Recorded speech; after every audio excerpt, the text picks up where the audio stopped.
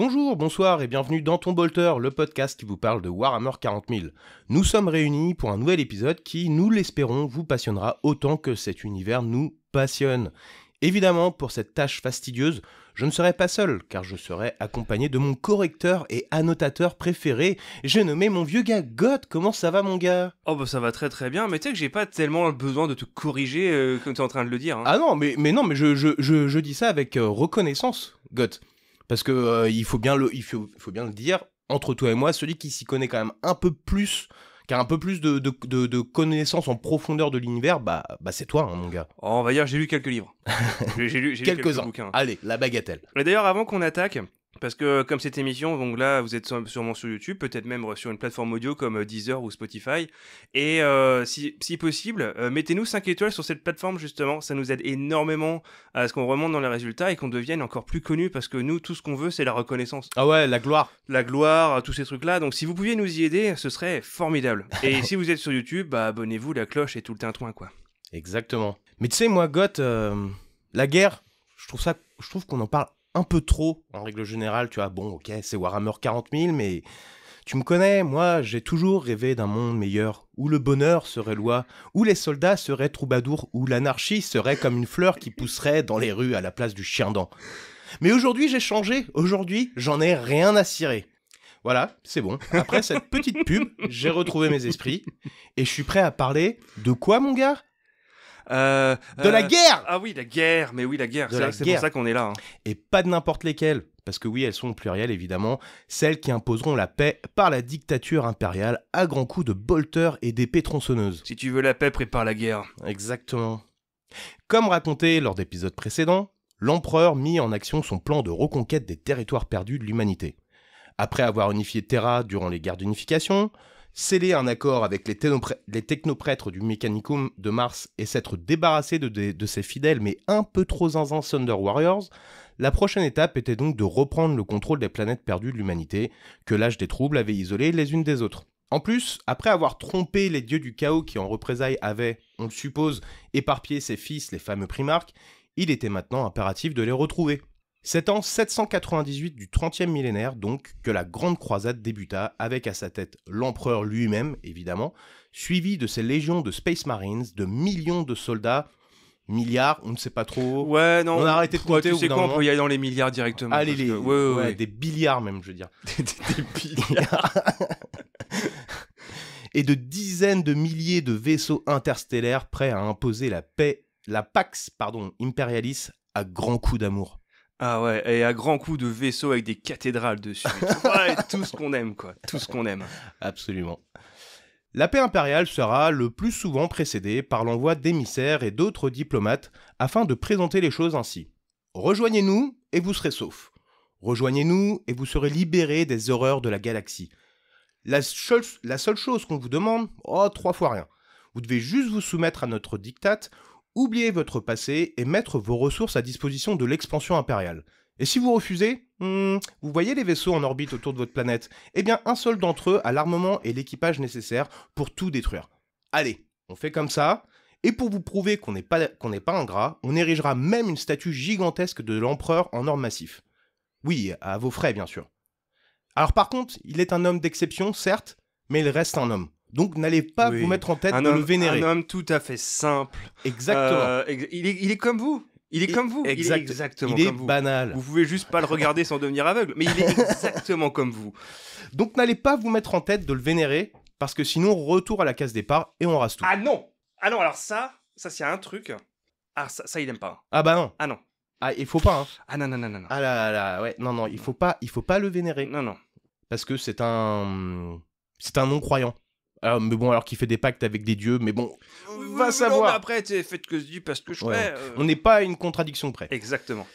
Ça, c'est quand les choses se passent bien, parce que malheureusement pour les habitants de ce monde, de cet univers qu'est Warhammer 40 000, mais heureusement pour nous, dans l'obscurité sinistre du futur lointain, il n'y a que la guerre.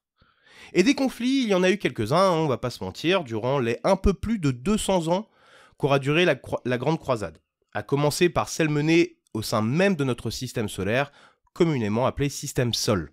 Considéré par certains comme le premier affrontement de la Grande Croisade, on peut parler de la première pacification de Luna. Le satellite naturel de Terra, donc, était peuplé depuis très longtemps par des clans s'adonnant à l'occultisme et l'ésotérisme le plus hérétique possible.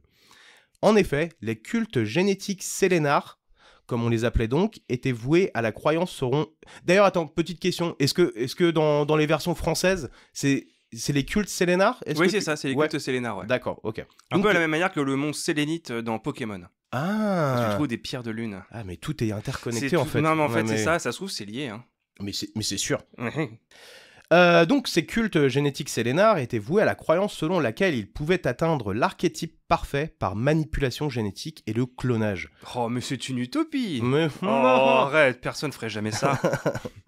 Dans le but de réaliser leur but, ils avaient bâti d'immenses forges génétiques afin de mener à bien leur projet. Ils disposaient donc d'infrastructures qui pouvaient permettre une production industrielle d'êtres surhumains génétiquement modifiés. Pourquoi tu rigoles là? Non mais c'est juste... Je suis désolé, en fait tu parles de forge génétique et du coup, moi je vois des grands mecs qui tapent sur d'autres mecs sur des enclumes. Et du coup, il aura la bonne forme juste après, t'inquiète pas. Mais pas de souci, on va le mettre dans l'eau pour qu'il refroidisse. Enfin, tu vois. Ah, bon, on peut l'imaginer un peu comme on veut, hein, après tout. Mais en parlant de cette production industrielle, d'êtres surhumains, génétiquement modifiés, est-ce que ça te rappelle pas un peu quelque chose Je vois vraiment pas de quoi tu parles. Non, pas du tout. Mais alors vraiment, mais non, pas mais du vraiment. tout. Jusque-là, on en a jamais parlé. C'est un tout petit détail de l'histoire de Warhammer 40 000, c'est vraiment anecdotique. Ouais. Mais parce que même si l'empereur avait déjà mené à bien son projet de graines génétiques au travers du programme Primarch, et oui, graines génétiques. La graine. Maintenant, faut l'assumer, hein, c'est comme ça, c'est pas autrement. Donc au travers du programme Primarch et qu'il disposait bien entendu de laboratoires dans les sous-sols du palais impérial, il n'avait pas les installations nécessaires pour permettre une production de masse de Space Marines. Donc. Il tenta tout d'abord la diplomatie, qui fut accueillie avec zéro entrain, si bien que l'empereur, ça a commencé à bien gonfler, et il décida d'envoyer 3 légions, la 7e légion des Imperial Fists, la 13e des Ultramarines et la 16e des Luna Wolves. Qui ont du coup eu leur nom durant cette campagne. Ouais, j'allais justement y venir juste après. Ah, c'est bien. J'espère que tu vas nous en parler, justement. Exactement. Et donc, alors que les 2 premières, donc les Imperial Fist et les Ultramarines, utilisaient une approche plutôt conventionnelle, c'est-à-dire à fond la caisse et all guns blazing, la dernière décidait d'une approche furtive, et à l'approche de l'astre, ils coupèrent les moteurs de leur vaisseau et foncèrent à la surface de Luna. Les cultes sélénars tombèrent en moins de 6 heures. Grâce notamment à des campagnes d'infiltration menées au préalable afin de déterminer les installations stratégiques à prendre en priorité. C'est d'ailleurs, donc, comme tu viens de le dire, que c'est à la suite de cette intervention que c'est la 16e Légion, donc, sera nommée les Luna Wolves. Je ne me rappelais pas que c'était aussi rapide, même 6 heures. Ouais. C'est efficace, Blitzkrieg. Hein. Là, c'est slack. Ouais, dis donc. Exactement. Les forges génétiques sécurisées, l'empereur et son armada prirent alors la direction des confins du système Sol.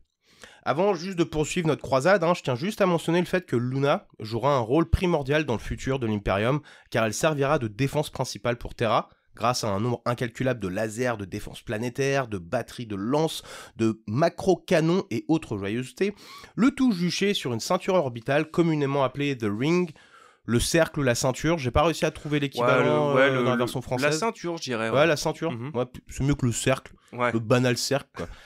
Le rond. C'est ça. Super. Regardez, le rond. Ouais. Non, c'est pas terrible. Exactement.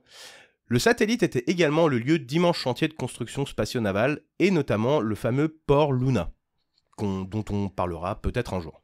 Ouais, mais c'est là d'ailleurs après aussi qu'il y aura la forteresse des Sœurs du Silence. Exact, ouais. Exact. Et en fait, moi je voulais faire un petit aparté. Du coup, tu parles du lancement de la Grande Croisade et tout. Et juste avant, en plus, tu as mentionné le fait que l'empereur est vraiment très athée. Genre, on peut pas être plus athée que l'empereur. Alors, dans ce cas, pourquoi il a appelé ça la Grande Croisade? Parce que la croisade, c'était quand même récupérer le tombeau du Christ à Jérusalem. Est-ce qu'on peut trouver plus spirituel comme référence? Ouais, non, c'est clair. Non, et puis même si on va dans ce sens-là, même le design global, quoi. Enfin, inspiré de cathédrales gothiques. T'es là, les gars, vous êtes des athées. Normalement, ça devrait plutôt ressembler à des gros bâtiments, genre en mode communiste, quoi, tu vois. En parpaing, en béton, tu vois. Ouais, non, après, c'est plutôt le design genre sci-fi gothique qui veut ça. Je sais pas si c'était vraiment. Ah ouais, mais bon, c'est vrai que l'aspect cathédrale est quand même un peu in your face.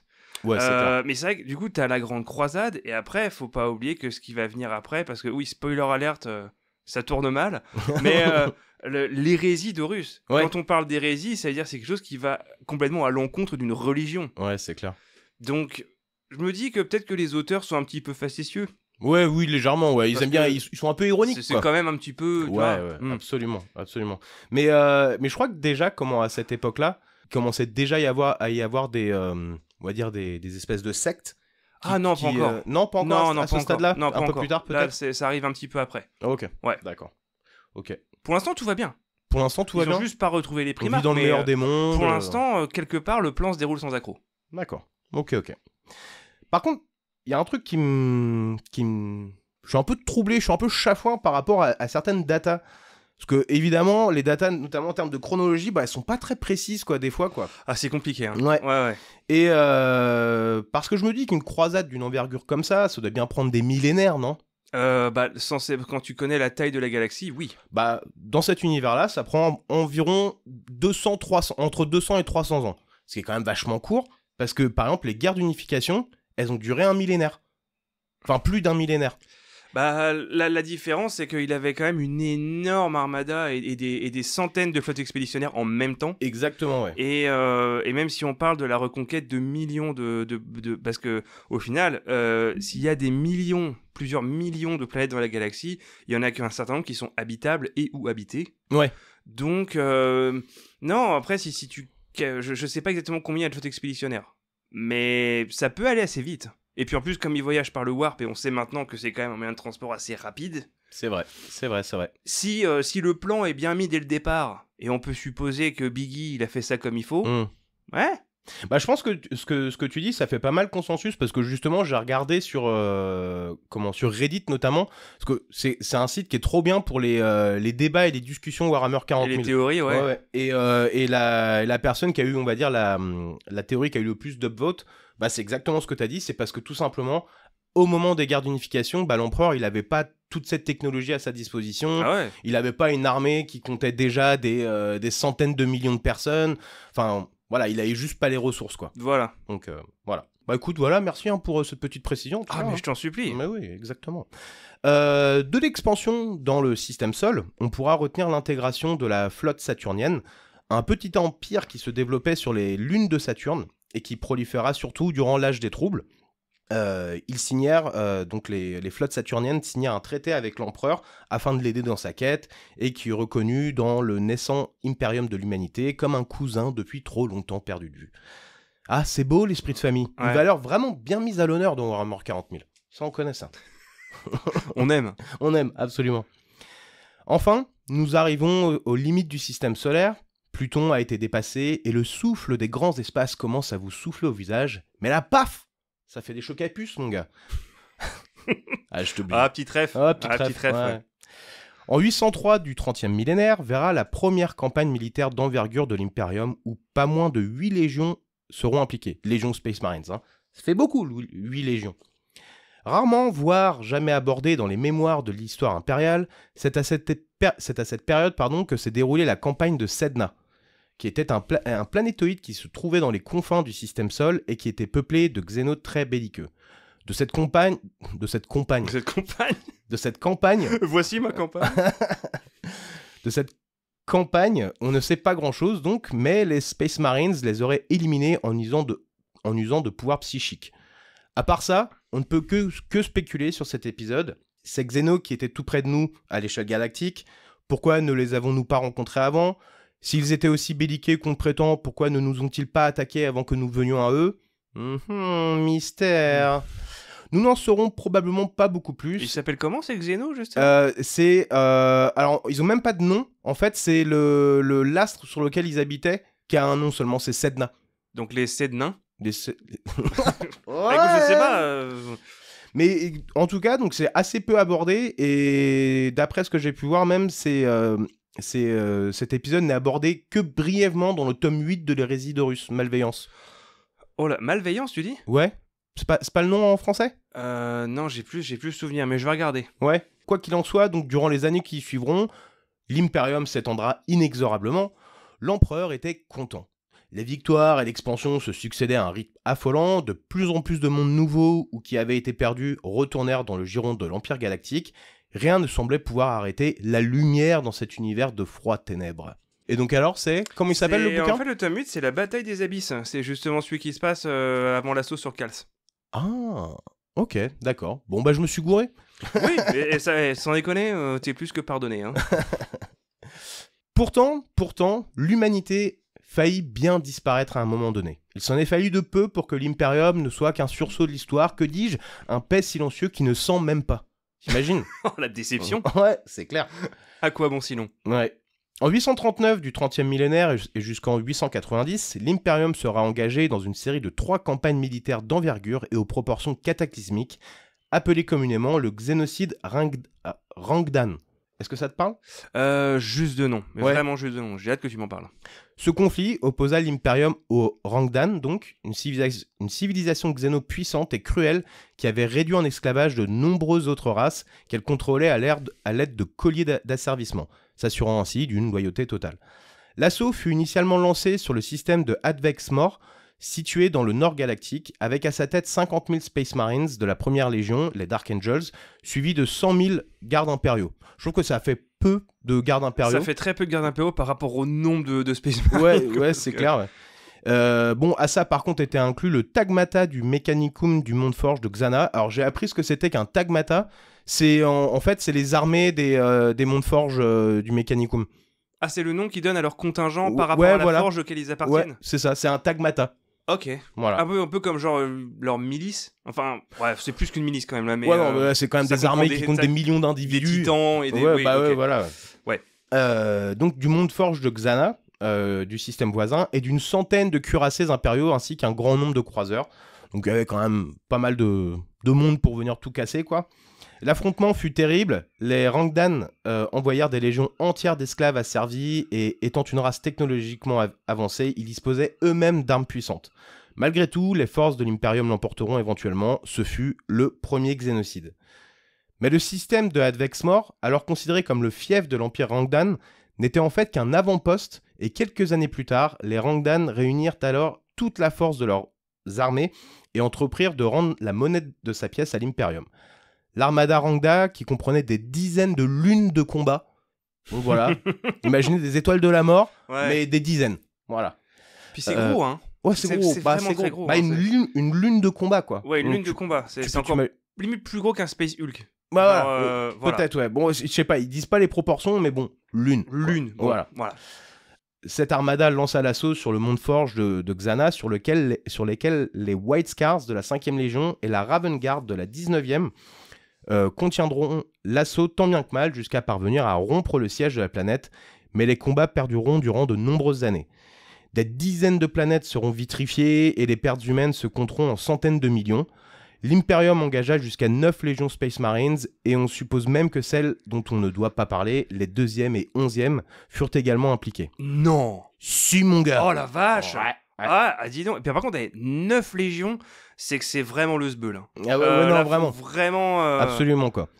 Et l'empereur lui-même, d'ailleurs, participera aux festivités, hein, et le primarque Lionel Johnson prendra également part au conflit. Finalement, les Rangdan furent vaincus, ce fut le 2e xénocide. Cette page sombre de l'histoire se terminera avec le 3e xénocide, qui s'agissait en fait plus d'une campagne punitive afin de vraiment éliminer, exterminer toute trace de Rangda possible. Qui était déjà donc grandement affaibli et incapable de soutenir l'effort de guerre. Pour en finir une bonne fois pour toutes, les Dark Angels et les Space Wolves de la 6e Légion feront le sale boulot avec à leur tête leurs primarques respectifs, donc Lionel Johnson et Leman Russ. Toute trace des Rangdan disparut en une année. Voilà, donc c'est... Ok. Ouais, voilà. Il n'y a plus rien. Bon, là, de toute façon, c'est c'était fini. vraiment juste pour confirmer le tir. Le plus gros était déjà fait. Bah voilà, c'est ça, ouais. Exactement, quoi. Cet épisode de la Grande Croisade sera l'un des plus, si ce n'est le plus meurtrier. C'est grâce à la mobilisation et au sacrifice de dizaines de milliers de Space Marines et de millions de soldats que l'Imperium en sortit victorieux. Les Dark Angels, qui furent particulièrement impliqués dans les combats, sont la Légion Space Marines qui paiera le plus le prix du sang. En effet, alors qu'ils étaient les plus nombreux, leurs effectifs furent tellement réduits que les Ultramarines deviendront de fait la plus grande Légion, après cet événement-là. Et voilà, eux, sans rien faire. Ouais, sans rien voilà, faire. c'est le Boy plus Scout, maintenant. ça. Hop, hop, hop, hop. Insupportable. Ouais, ouais. Ce xénocide donc, comme il est appelé, l'Imperium aime pas trop en parler. Bah ouais, la haine, la xénophobie et la vengeance, c'est moyen qu'en argument de vente. Oui, enfin, excuse-moi, mais c'est plutôt leur marque de fabrique, non? Ouais, mais bon, en fait, bon, je l'ai pas spécifié là, mais en fait, les Dark Angels ont tellement pris très cher que en fait, ils ont tout fait en fait pour essayer de faire en sorte que ça sorte des chroniques et parce qu'en fait, ils sont pas très fiers de ce. Ah, mais voilà, de- donc de en fait, cet ils en parlent événement. pas parce qu'ils ont un peu pris une fessée. C'est Ah pas... bah ouais. Voilà, c'est surtout pour ça qu'ils en Ils parlent se pas. sont fait claquer Parce les que fesses. Ouais. sinon, d'ordinaire, quand une flotte expéditionnaire arrive sur une planète où ils se disent, vont faire leur truc habituel en disant ouais, rejoignez-nous, mourrez. Et si par contre, quand ils arrivent sur place et qu'ils voient une personne qui n'a pas deux, mais 3 oreilles, exterminatus direct. C'est des xénos qu'ils meurent tout de suite. Donc, si tu veux, je pense que le côté xénophobique, c'est plutôt... Ouais, non mais oui, t'as absolument. C'est pas un argument, c'est plutôt que, en gros, ils ont plutôt honte. Moi, c'est plutôt ça. Ouais, bah oui, évidemment. Mais par contre, il y a d'autres campagnes militaires. Alors là, par contre, ils adorent en parler tout le temps, à tous les repas de famille, et remettre ça sur la table, c'est chiant. Parce que là, bah, vous le voyez évidemment, venir. Hein, il y a vraiment un événement sur lequel les itérateurs adorent se polir le pharos. C'est bien, c'est bien la fameuse, l'épique, l'héroïque, que dis-je, la mythique campagne du Lanor et son triomphe. Cet événement est sur tous les plans incroyable. Que ce soit le génie militaire des armées de l'Imperium et plus particulièrement celui des Légions Space Marines, l'ennemi affronté, la proportion du conflit et enfin la victoire éclatante et ses conséquences pour le futur, on a là affaire à une chronique qu'elle est belle de s'en rappeler. C'est à cheval entre le 30e et le 31e millénaire que se déroula cette campagne. Le secteur du Lanor, situé dans le Segmentum Solar, était alors contrôlé d'une main de fer par le seigneur de guerre orc, Urlak Urg, Oui, bah c'est son nom. C'est pas moi qui ai inventé non, le mais nom, bien hein. sûr, on est d'accord, c'est son nom. à la tête d'une WAG colossale. Toute la zone était sous le contrôle des orques qui avaient réduit en esclavage les populations humaines en esclavage. Alors, Oui, non, mais c'est juste qu'ils étaient vraiment en esclavage. Ouais, vraiment Ils étaient turbo en très, esclavage, très en quoi. esclavage, ouais. Selon certaines sources, cette WAG, comparée à d'autres, était particulièrement bien organisée, avec son système de collecte de ressources et des infrastructures, ce qui la rendait particulièrement dangereuse, d'autant plus qu'elle était à cette époque la plus grande WAG que l'humanité Bah ait oui, jamais... non, mais et puis en plus, évidemment que ça fait peur, une armée d'orques organisée, c'est terrifiant. C'est fou, hein. Ouais. Et c'était également donc la plus grande WAG que l'humanité avait rencontrée jusqu'à présent, quoi. Et c'était donc qui se répandait sur des dizaines de planètes autour de Ulanor Prime, donc un assaut frontal était donc impensable à ce niveau-là. C'est là que Horus, primarque des Luna Wolves, fut chargé des opérations afin de renverser l'hégémonie orque. Il commanda les Ultramarines et les White Scars de s'occuper des planètes limitrophes du système, pendant que lui et sa légion s'occuperaient du fief du domaine orque, Ulanor Prime donc, le but étant de disperser et de tromper les forces ennemies. Usant de la tactique du fer de lance, les Luna Wolves débarquèrent sur la planète accompagnés de millions de gardes impériaux et d'une centaine de titans. Donc l'échelle... Ils horrible. avaient du matos. Ouais. Belle boîte à outils, quoi. La cible de cette attaque était la forteresse de Urlak Urg. Et alors que... J'arrive pas à le dire sérieusement. Non, mais souvent, ça, en même temps, c'est compliqué, fait quoi. pour être rigolo aussi. Bah oui, évidemment. Et alors que les combats faisaient rage sur la planète, Horus, accompagné d'une escouade de Terminators, dont le capitaine n'était autre que Abaddon, força le chemin à grands coups de gants énergétiques et de griffes dans la tronche jusqu'à atteindre la salle du trône. Horus, enivré de rage et de violence, fonça dans le tas et les défonça tous, même le seigneur de guerre orc se fit éclater la tête. Il ne fallut pas longtemps pour que la WAG, se retrouvant sans chef, commence à se détruire de l'intérieur. En effet, des chefs de clans mineurs, donc les chefs de clans mineurs, c'est les nobs, c'est ça? Ouais, c'est les noms. Mais là, dans le cas, parce que Urlak, c'était quand même enfin, faut imaginer, c'était un big boss orc. Si je me souviens bien, je crois qu'il mesurait un peu plus de 3 mètres de haut. Bah, Donc c'était un gros de bonhomme, la description que j'ai vue, c'est que par rapport à Horus lui-même, Oui. il était gigantesque. Ah oui, déjà, je sens que déjà Horus, c'est un beau bébé. Bah oui. Mais Urlak, il était vraiment énorme, donc il faut imaginer que ces fameux chefs de clan, ça devait être des nobs, mais des nobs, pareil quoi. Bah, des beaux bébés aussi, quoi. En fait, c'est littéralement des nobs, mais qui font la taille de Big Boss dans des armées plus petites, quoi. Ouais. Voilà. Carrément. Et donc, ces nobs, auparavant subordonnés à l'autorité de Urlak Urg, nourrissaient l'ambition de prendre le contrôle de la WAG tout entière. Des guerres intestines éclatèrent jusqu'à ce qu'ils se tuent tous entre eux. Ouais, parce que ça reste des orques, hein. Oui, bah c'est ça, une fois que t'enlèves le chef, Voilà. t'attends. Ouais. Les forces impériales eurent juste à finir le sale boulot en éradiquant les dernières poches orques. La victoire fut éclatante, mais sa gloire le sera d'autant plus. Pour que cette campagne résonne dans tous les recoins de l'Imperium et pour qu'on en parle pour les millénaires à venir, l'empereur décida de mettre en place ce qu'on pourrait appeler, je sais pas, une petite sauterie, 3 fois rien, un petit truc banal pour dire la vérité. Un repas du dimanche. Voilà. Enfin, vraiment un truc... Voilà. Chez mamie, quoi. Ouais, c'est ça. Une estrade avec un micro, ça le fera très bien. Exactement. Ouais. Les géo-ingénieurs du Mechanicum furent commandités de la tâche d'aménager la planète Ulanor Prime pour qu'elle puisse accueillir la plus grande parade militaire imaginable. En termes de représentation, je crois pas qu'il y ait d'autres œuvres de science-fiction à avoir pensé à un truc aussi gigantesque. Je sais pas s'il y a quelque chose qui te vient Moi, en j'ai tête. pas d'exemple en tête. Je veux dire, en comparaison, littéralement, tu sais, genre, t'es dans les Star Wars, tu sais, où tu vois tous les légions de clones. En comparaison, littéralement, enfin, tu sais, quand t'as l'empereur qui C'est arrive modeste, et qui quoi. dit c'est un Playmobil dans un lavabo. Hein. Faut dire, en comparaison, franchement, c'est rien, quoi. Et c'est pas pour jeter la pierre à Star Wars. C'est sûr c'est vrai qu'en termes d'échelle, ouais, non, c'est pas comparable. Et là, Bon. j'ai pas d'autres exemples. Merci, Goth. On va encore se faire vilipender dans les commentaires à cause de toi. Mais c'est pas, je cherche pas à dire du mal de Star Wars systématiquement. C'est juste que là, si on parle des trucs de science-fiction, je n'ai pas d'autres exemples. On est d'accord.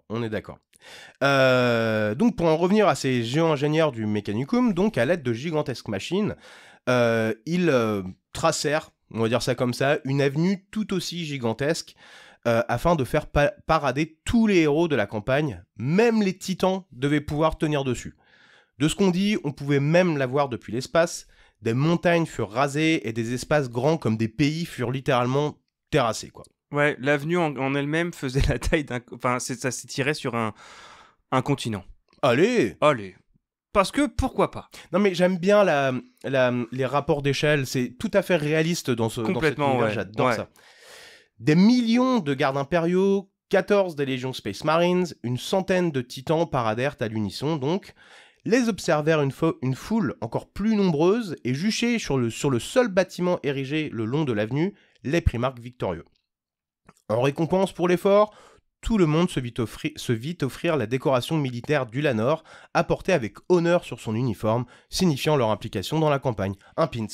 Un pins. T'as tout ça pour un pins? Ouais. Après, moi, j'aime bien les pins. Ouais. Waouh. Ouais, un pins. Mais c'était pas n'importe quel pins, parce que les pins ont été faits à partir du métal des balles, des douilles en fait retrouvées sur les champs de bataille. Tout a été fondu et fait en pins, quoi. Ah, malin. Ouais. Horus, héros de la campagne du Lanor et fils à papa en chef, hein, évidemment, recevra le titre de maître de guerre et aura dorénavant la tâche de commander à l'intégralité des flottes expéditionnaires. Mais pourquoi la responsabilité de cette tâche lui fut attribuée alors que l'empereur avait jusqu'à présent veillé au grain? Eh bien, il avait d'autres projets, son retour au palais impérial situé sur Terra et continuer son mystérieux projet de portail d'accès à la Webway. Oui, la Webway. Ah oui, la Webway. Mais c'est quoi en français? C'est la voie du web? Non, c'est la toile. La toile, mais oui, la voie de la toile. Ah, la toile, bah comme l'internet, le World Wide Web. Mais exactement, mais Le pourquoi Web j'ai pas Web. pensé Le avant? Webway. Ah là là. Ouais. Les primarques, dont Horus, furent tristes de voir papa partir, mais ils avaient à cœur de le rendre fier, et donc tous continuèrent avec dévotion la tâche de reconquérir les territoires perdus de l'humanité pour qu'ainsi la paix impériale soit éternelle. Mais non, je déconne! Parce qu'après, vous savez ce qui se passe? La guerre! La guerre, La guerre! Ah ouais, Voilà. parce que quand tout se passe bien, on s'ennuie. Bah oui, On est d'accord. Et donc, avec toute cette guerre, j'ai oublié de parler de la redécouverte des primarques, hein. Rassurez-vous, tout va bien, ils ont été retrouvés grâce à l'intervention d'une hôtesse d'accueil très sympa au Super U de Tinténiac. Les petits primarques attendent leur papa à l'accueil, je répète, les petits primarques attendent leur papa à l'accueil. Ah non, mais arrête, parce qu'en plus, là, ça me donne tellement, quand tu parlais du triomphe du Lanor et tout, avec les milliards de soldats et tout, on peut facilement imaginer que, du coup, en marge, parce qu'ils ont fait venir tous ces soldats, et donc il faut bien qu'ils restent quelque part, tu vois. Imagine les immenses campements remplis de soldats qui, en plus, sont super contents parce qu'ils ont gagné, tu vois.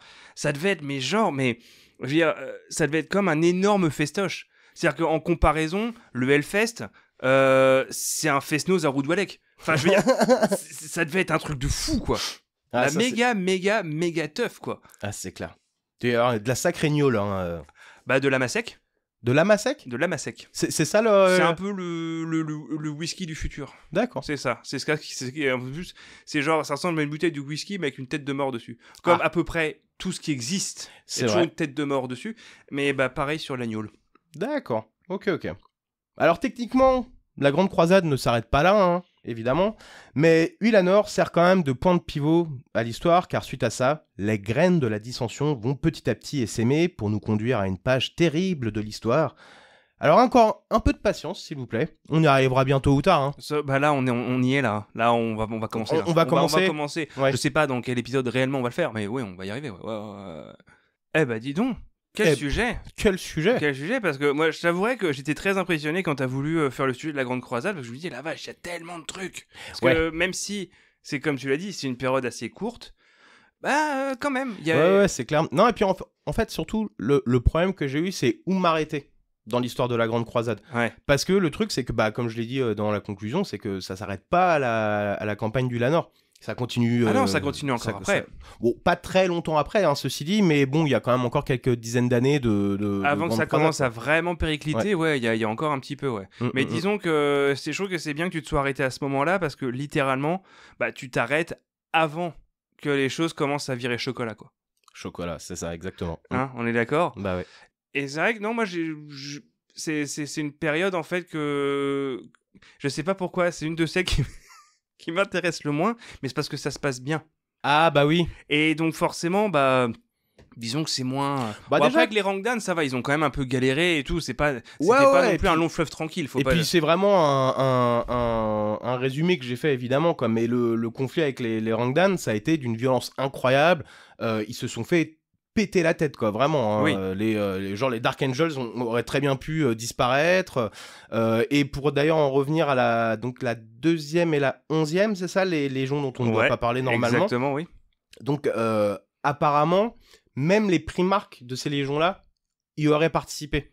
Ah, donc on ne sait pas comment ils s'appellent, on ne sait pas comment s'appelle leur légion, mais voilà, il y a plein de mystères aussi, c'est pareil aussi, il y a un autre truc que j'ai lu. Comment il s'appelle déjà le primarque, enfin les frères jumeaux là. Alpharius et Omegon. Voilà. Et en fait, apparemment, Alpharius aurait participé, enfin, et avec sa légion, aurait participé au conflit, mais en se faisant passer pour un Space Marines standard. Alors oui, mais en fait, le cas d'Alpharius, il est quand même un peu compliqué parce que il n'y a pas eu vraiment de retcon de la part de Games Workshop. C'est que en fait, pendant très longtemps, on considérait que c'était Horus qui avait été retrouvé en premier.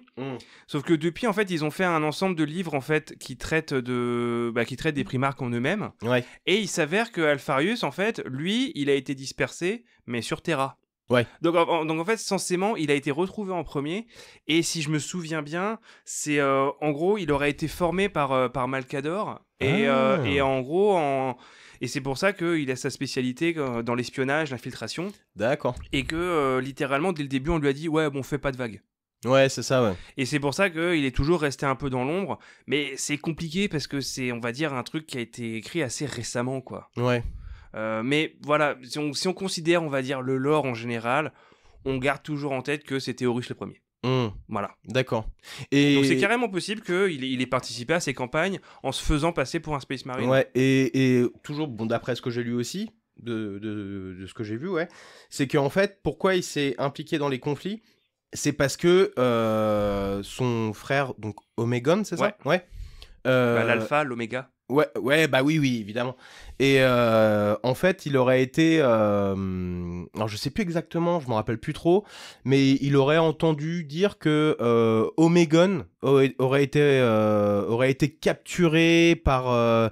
donc, pendant le conflit, donc Rangdan aurait été capturé par les Rangdan ou un truc comme ça. Enfin, tout un truc assez mystérieux.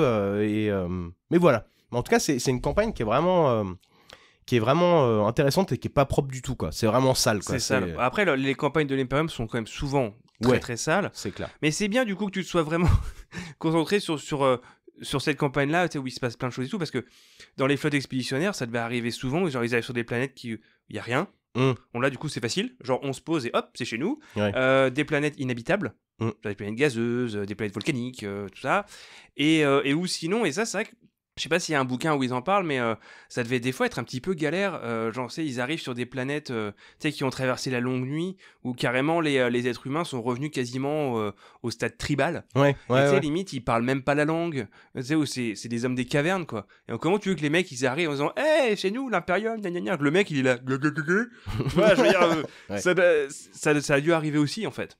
C'est vrai. Et aussi, juste petit truc pour revenir sur le conflit avec Sedna, c'est le Ouais. planétoïde là au début là. Donc ça, je sais pas à quel point c'est toujours, on va dire, considéré comme canon parce que c'est tellement pas développé. Et surtout, le truc, c'est que de ce que j'ai pu en lire, encore une fois, c'est qu'en gros, en conclusion, c'est le planétoïde de Sedna disparu des annales de l'histoire et tout le monde l'a perdu de vue, quoi. Voilà. Ok. Ça, c'est la manière d'un auteur de dire et on s'en fout. Ouais. Allez, Voilà. Je c'est n'ai plus bon. rien à Allez, dire c'est là-dessus. fait. Hop, salut les copains, voilà. Exactement. Ouais, c'est Ouais. exactement ça, quoi. Mais donc voilà. Et ainsi, cet épisode touche à sa fin. Si vous l'avez aimé, lâchez-nous un petit pouce bleu, n'hésitez pas à commenter pour le référencement, et faites-nous part de votre ressenti. Abonnez-vous et la cloche, pouf, pouf, pouf. Retrouvez-nous aussi sur Instagram pour être tenu au courant des futurs épisodes via des stories et des reels de super qualité.